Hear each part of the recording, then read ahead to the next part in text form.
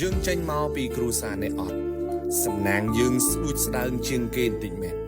តែបើមានឱកាសធ្វើការសុំធ្វើការឲ្យអស់ពីចិត្តទីមួយកុំបោះចោលការខំប្រឹងយើងកើតមកចំគ្រួសារនេះអត់មែនសំណាងយើងមានអត់ច្រើនទេហើយបើសិនជាយើងអត់ខំប្រឹងទៀតអានឹងគឺជាសួយធំមែនតើនៅក្នុងជីវិតរបស់យើ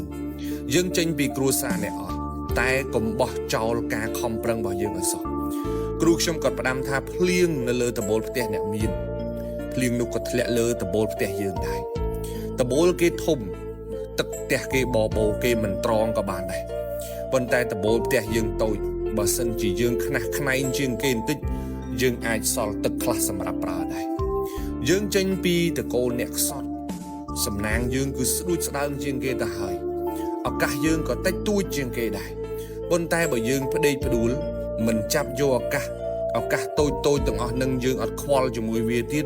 អានឹងសំណាងយើងនឹងវារត់តខើយទៅទៀតឬក៏លែងមានក៏ថាបាន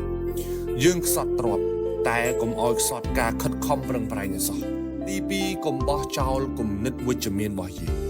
យើងកើតមកចំគ្រួសារនេះអត់មែនតែកុំបោះចោលស្មារតីវិជ្ជមាននៅក្នុងខ្លួនយើងឲ្យសោះទទួលស្គាល់ថាយើងកើតចេញពីគ្រួសារនេះអត់វាពិបាកខ្លាំងណាស់ពិបាកសពពិបាកគ្រប់